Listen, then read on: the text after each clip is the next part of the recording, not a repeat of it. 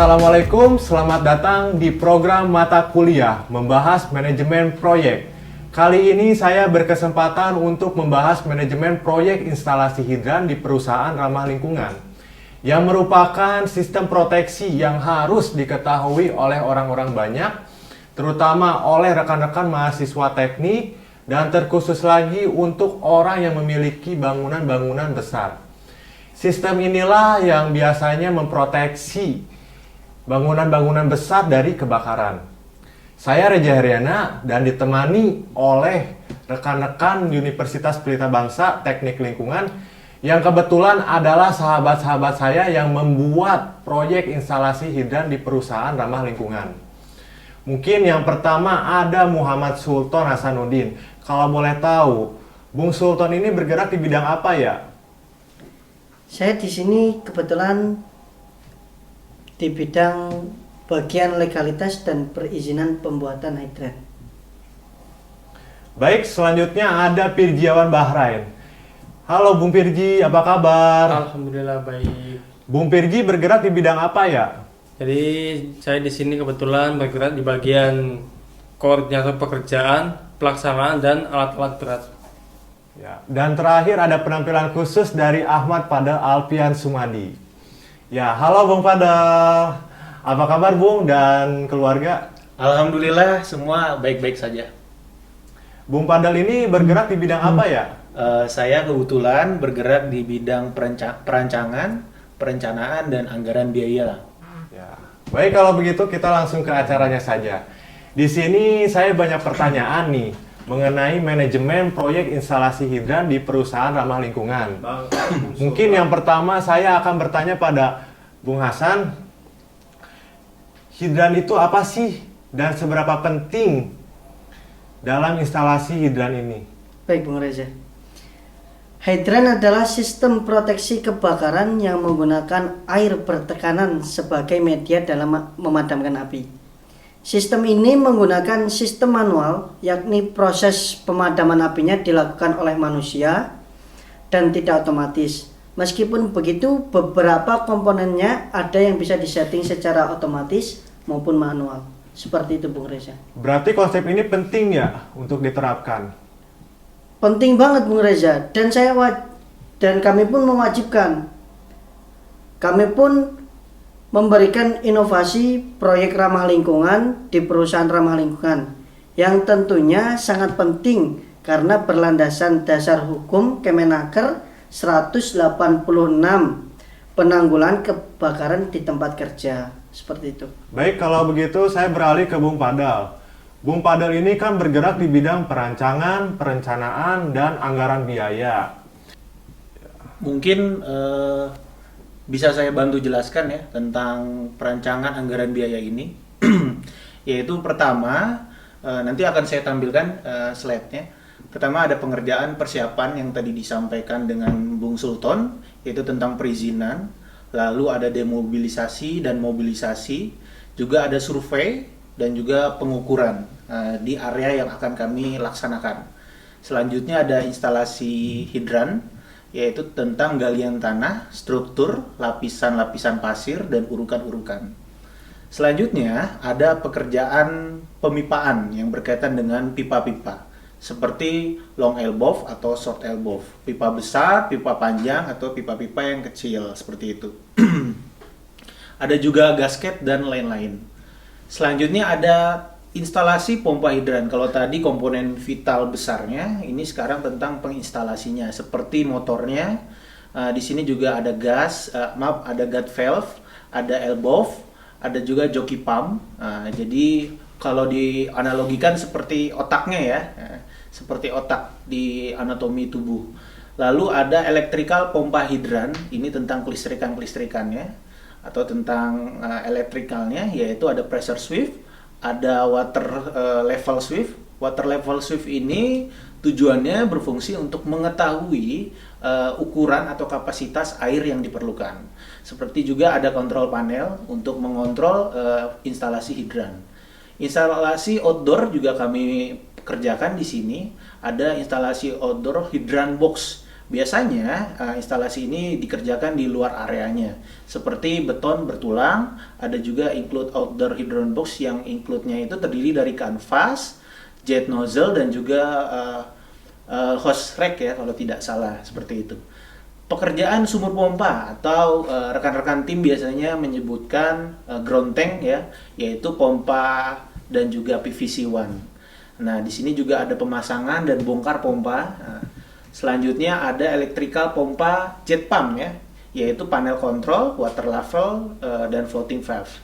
Pekerjaan lain-lainnya atau terakhir yaitu tentang finishing ya, pembuatan as building draft dan cleaning atau pembersihan dari puing-puing yang tidak diperlukan seperti itu. Lalu anggaran yang kami keluarkan dan kami budgetkan sekitar 58 juta untuk bagian materialnya saja. Dan jasa yang kami gunakan atau budgetkan sekitar 20 juta. Sehingga semuanya memakan anggaran 78 juta. Seperti itu, Bung Reza. Baik, kalau begitu saya ingin bertanya mengenai proses dan tahapan apa saja dalam pelaksanaan instalasi hidran ini. Mungkin Bung Pirji bisa menjelaskan? Baik, hal pertama yang kami kerjakan yaitu pengerjaan pendahuluan. Situ berupa perizinan, legalitas, dan survei lokasi. Kedua ada persiapan, yaitu ada persiapan mulai material, persiapan jasa pekerja, dan alat-alat berat. Ketiga ada pengerjaan pondasi, di situ ada kita mengerjakan pengerjaan pondasi dan galian instalasi hidran. Keempat ada pengerjaan struktur, terdiri dari pengecoran, penggalian, dan perhitungan area. Kelima ada pengerjaan pemasangan. Di sini mengenai proses pemasangan komponen.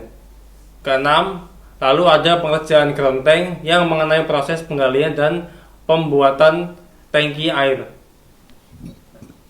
Ketujuh, ada pengerjaan CMS connection dan instalasi, yaitu pengerjaan perangkaian sistem jaringan dan koneksi. Kedelapan, ada pengerjaan pilar hidran dan box hidran, yaitu membahas tentang pemasangan pilar di titik yang diatur sesuai standar ISO. Terakhir ada pengerjaan finishing, yaitu berupa pengecekan, pemeriksaan, dan pengujian. Seperti itu. Ya, kalau begitu saya beralih ke Bung Padel. Bung Padel kan membahas time schedule. Lalu berapa lamakah time schedule proyek instalasi hidran ini? Butuh waktu lama tidak sih dalam proyek ini, Bung? Oke, saya bantu jelaskan. Mungkin nanti saya bantu dengan menampilkan. Karena kami bekerja sama dengan perusahaan, sehingga perusahaan menuntut bahwa waktu adalah hal yang paling penting. Sehingga kesempatan itu kami ambil dan kami olah. Kami memerlukan waktu dalam kurung sekitar 8 bulan atau 8 minggu atau 2 bulan. Oke, pekerjaan-pekerjaan yang tadi disebutkan oleh Bung Virgi, yaitu pertama pendahuluan, perizinan, itu kami tepatkan di minggu pertama.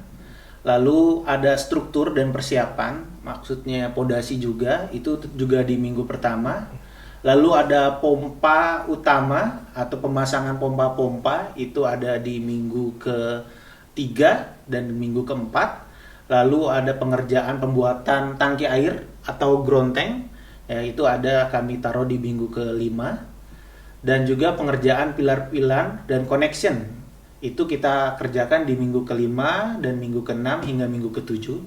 Kenapa? Karena connection ini sangat vital juga. Ini berlangsung juga bagaimana hidran ini berfungsi dengan baik dan juga sangat efektif.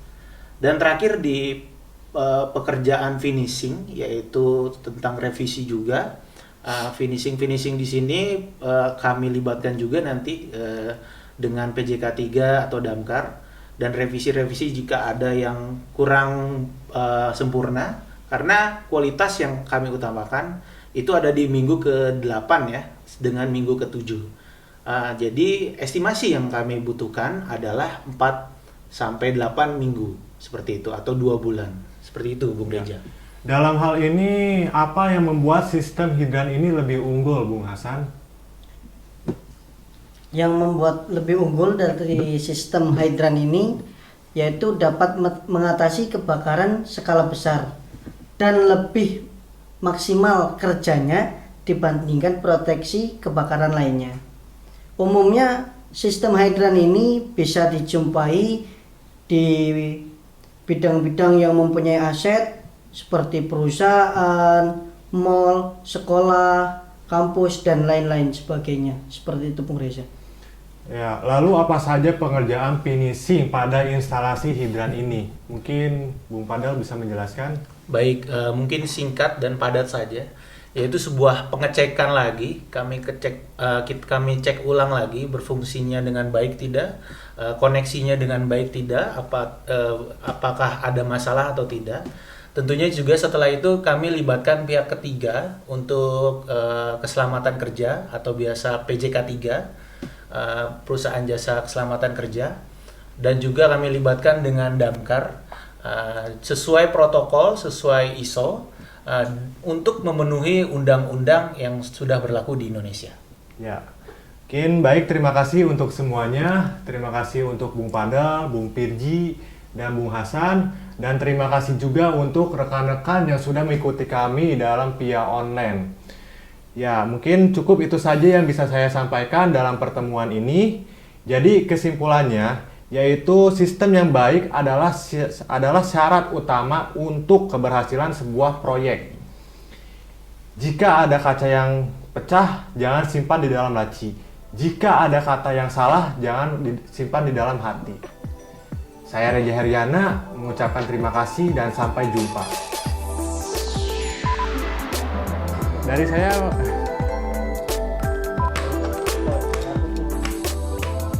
Ya, minum.